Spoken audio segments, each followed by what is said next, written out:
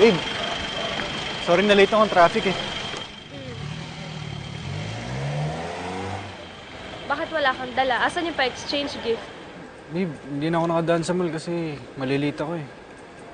Oh, di sana tinext mo ko para ako na lang yung bumili. Babe, sorry na. Wala sa isip ko. Sorry. Ryan naman?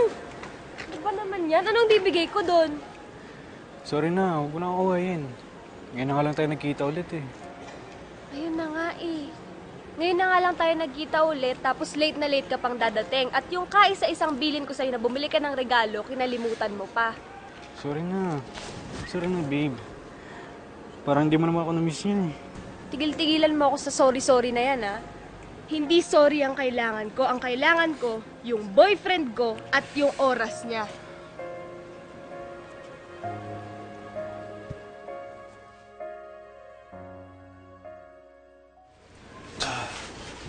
Mahal, gutom ka na? Pinaghanda kita ng hapunan. Sobrang gutom na ako. Pagod na pagod ka rin ang trabaho.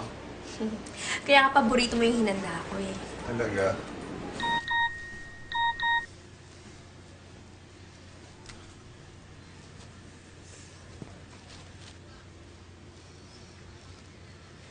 Gilbert, bakit? May problema ba?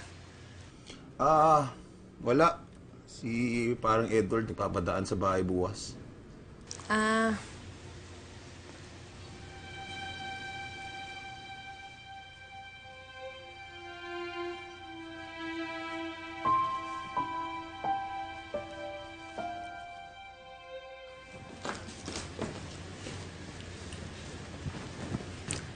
Mama, Papa, pwede ba akong pumunta sa kanila, Paulo?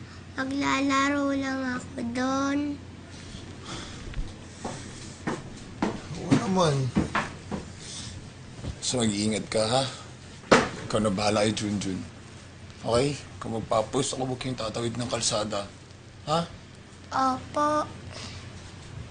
Sige na, halika na.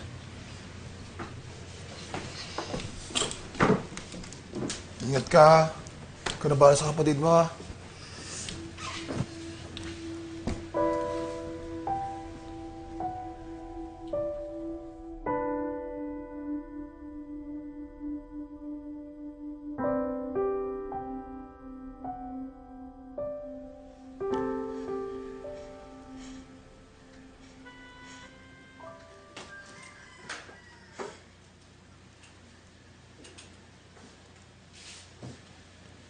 Gilbert, pasensya ka na kanina kung naghiwalay tayong magkaaway. Alam ko naman ang kalagayan natin. Mahirap man ang sitwasyon natin. Maghihintay pa rin ako. I love you. Parang Edward. Ano ibig sabihin nito? Si Dina pa rin ba to? Akala ko kasi wala na kayo. Paliwanag ako, Judy.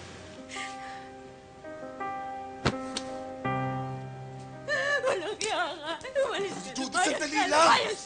Tama mo ako! Umalis ka na! Sumugod siya sa trabaho ko. Umalis ka na! Sinisiksik lang siya, pero wala na kami. Judy, naman! Sumisiksik siya sa'yo! Bakit di mo sinabi sa akin? Sabi mo nagbago ka na! Ako naman, etong si Tanga, tuwang-tuwa! Dahil isang taon! Isang taon ka namin hindi nakasama! Ito nga ako. Nagpabundis pa ako sa'yo. Pero, tuloy-tuloy lang pala yung kawalangyaan mo. Lumayas ka na! Layas! Layas! Layas!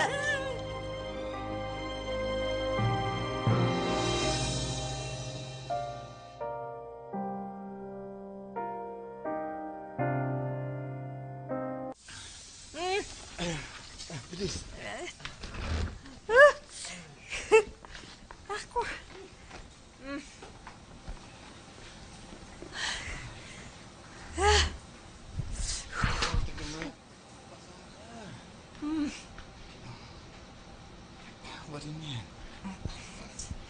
Ay nako, sa susunod, siguruhin mo magdadala ka ng payong, ha?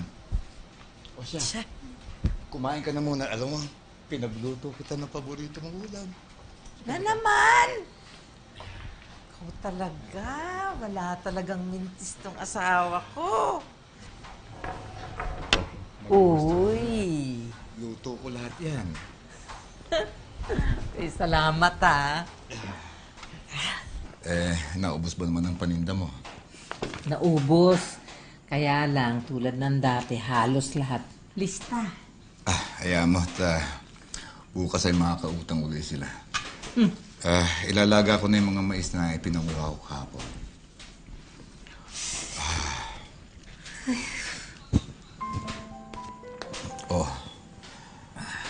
Magsabi ka kapag hirap ka na. Alam mo, halos araw-araw, 3 oras ang biyahe mo. Hindi na maganda yan para sa'yo. Lalo na't hindi na tayo bumabata. Ikaw lang yun. Pasensya ka na. Nakakatulong sana ako sa'yo. At hindi nga lang dahil sa kondisyon ko.